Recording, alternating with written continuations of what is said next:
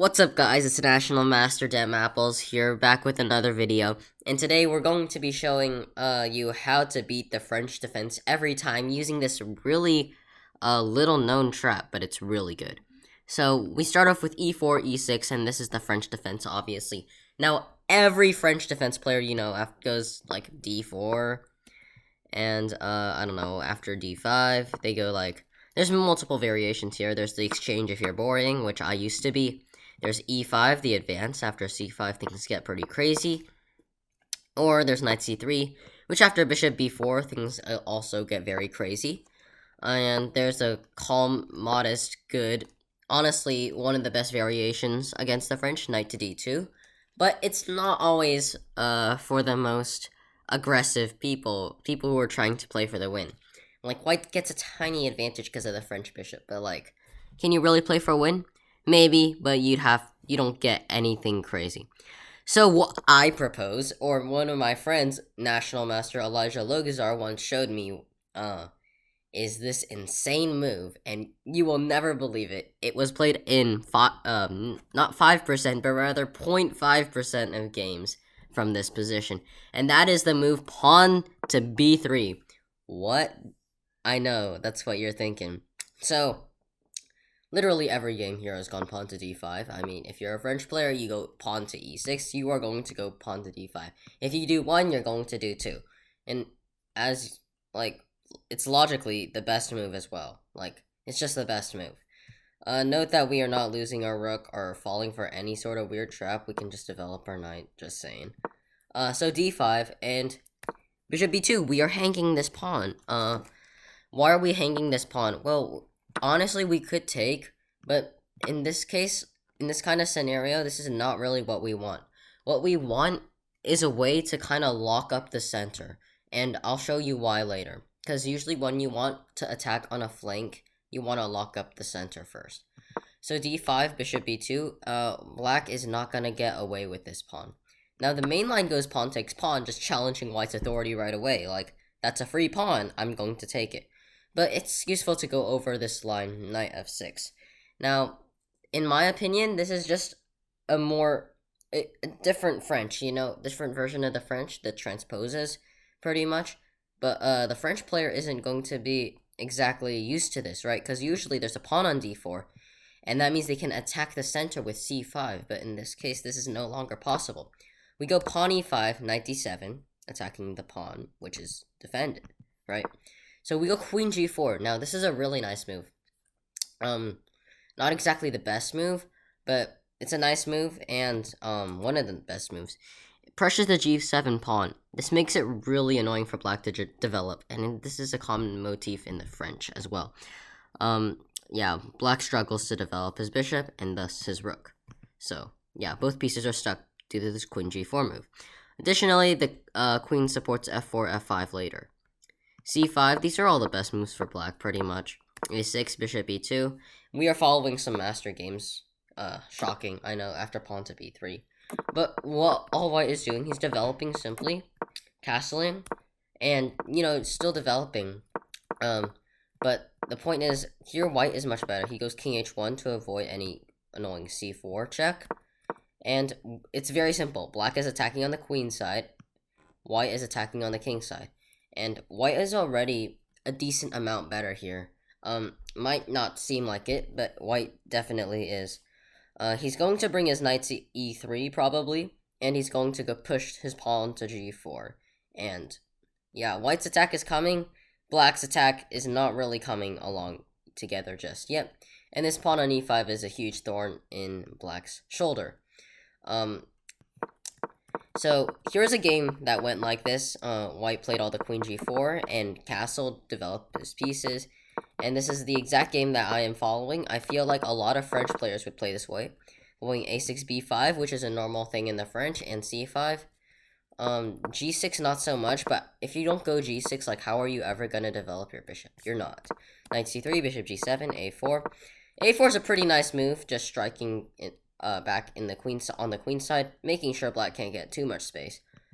f5, queen h3, knight d1. The moves aren't really important. King h1 is a nice one though, stepping out of any checks as I mentioned before. Knight e3 was played. Takes, and queen h4. Moves aren't super important here. All you need to know is that white is going to play g4 someday, and when he does, it's gonna hurt. So knight g5 attacking the e6 pawn, knight f7. He somehow gets this exchange. I'm not sure why black decided to give it up. He didn't need to, but d4 is the best move, so what do you know? Rook d1, a really nice move here, sacrificing the knight. White didn't really have a better option. He could have gone, he could have gone knight c4. Engine likes this a bit more. But after takes, black is getting in. He's getting some counterplay, and white is looking a bit passive, so, because, he still has g4, but he's only up 1 point, and black's queen is getting in. This could go wrong if white makes a wrong move pretty quickly. Rook d1 is a move I really like, though, playing for dynamic compensation with the opening of the d file.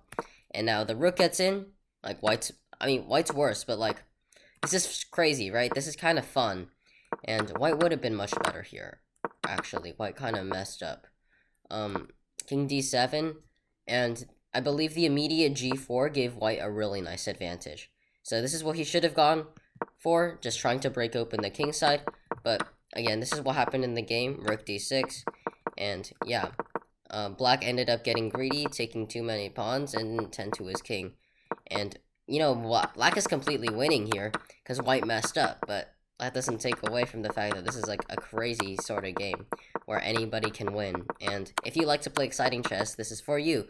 Now, as I said, white could have avoided all this crazy crap by playing, pawn to g4 right here, securing himself a nice advantage. Because if he takes and black takes back with the g-pawn, he can get in with queen to h5. If he takes and black takes back with the e-pawn, white has e6 check with an attack on the bishop. So black also does never want to take here, because after turns out knight takes wins right away. f5 is also very strong. But yeah, black is just getting blown to pieces. So this shows you that the reason why most people don't go knight f6, and instead they take the pawn. And this is where the main line starts. Knight to c3, knight f6, queen e2, attacking the pawn in e4. Black is not going to get away with this so easily. Okay, you can run, but you can't hide. Like queen d4, like this is possible, but after queenside castles, white might go knight b5.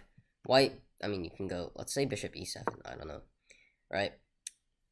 Rook e1 if white really wants, and you're finally not defending this pawn. So, getting the pawn back is not a problem. Bishop e7, knight takes, castles. This is still main line. It is possible that black takes the knight instead and tries to exchange bishops, but after pawn d4, we say no. We want to keep pieces on the board. Queen d5 is the main move here in a very non-orthodox position. Knight f6, knight f3, takes, knight e7, castles. White is quite a bit better here, mainly due to the extra space, but also because black's bishop is just bad. It's just the normal French bishop. He can probably look to put a knight on e5 and start storming the queen side. So, knight takes, castles. Nope, castles. Knight f3, b6. There are other options, say knight c6, but the main idea is just the same. White goes a4. We will examine this later as well. h4 tries to attack on the king side, but b6 is the main move. It doesn't really matter what black does, because our plan, and this is the beauty of this opening, like, it's all the same, no matter how your opponent plays, right? Your main goal is the same. You can exchange knights, it doesn't really matter. Knight e5 is the main move here. I like it, and the knight is just really strong here. A lot of times, your opponent will go c5. It doesn't matter what they play here. Like, what your goal is, like, when they attack your knight, if you don't, you can take on f6 at any time, but preferably when they attack you first. Take, knight e5, f4, supporting your knight, and the plan is simple, right? You storm your g-pawn, you storm your h-pawn down the board. This is fun chess, and the thing is, a fianchettoed bishop tends to be really strong, and really good at defending the king, so white does not have to worry about getting checkmated. While after g4, g5, and like rook g1, or like h4, h5, and sometimes even rook to h3, right? Black's king could be in some trouble, maybe queen g4 as well. So, the ideas are endless, right? h4, queen f2, because the queen was attacked, rook to e1, Overprotecting this knight is always a good thing. It's just a strategic thing. But yeah, knight c6, rook h3, rook c7, bishop c3. I'm just going through a game here. Bishop d3. As you can see, white got his queen out of the way and decided to, like, put his bishop, eyeing the h7 pawn. Getting his rook into the game. Can go to g3, can go to e3 probably. He can go g4. Like, white can do whatever he wants. a5, a4. Every time your opponent goes a5, you want to respond with a4 so that your opponent's attack does not get across. You just want to nip it in the bud and force them into defending so they have no counterplay whatsoever.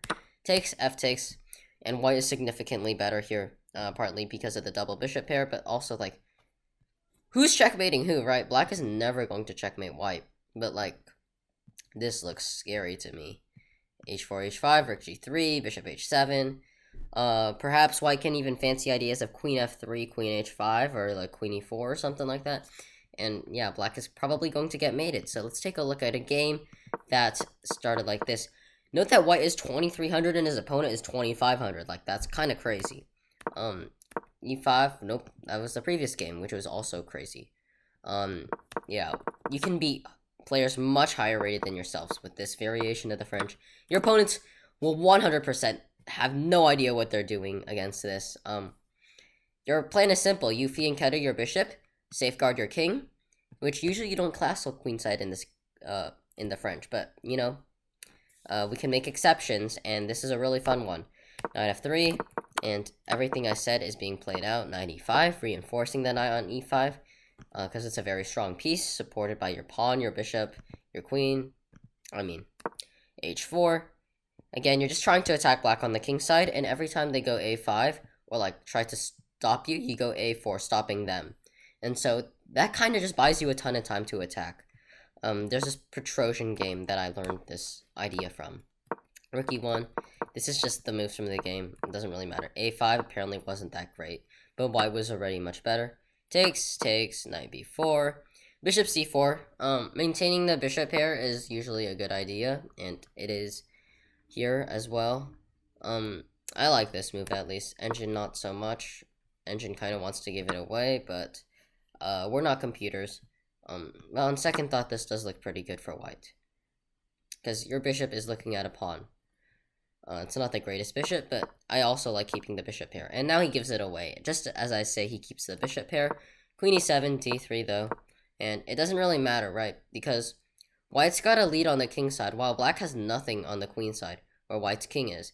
And so white has unlimited time to try to throw his pawns and checkmate black. So the game actually ends pretty quickly. g4, white is starting the attack. Knight d4, and he chops it off. I don't know why black decided to give away a pawn, but it's the best move. Probably because if he didn't, white would go bishop d2, reinforcing g5, and that would have been game over. So takes, black is down a pawn. Gets some counterplay on the c-file, though. Rook e2, white does not want to move his bishop out of the way, or else c2 will be very weak. Rook e2, defending c2, just in case. But also, there is multi-purpose, right? You can go to f2. It can't go to g2, but, like, f2 is also a good square for it, eyeing some stuff on the king side.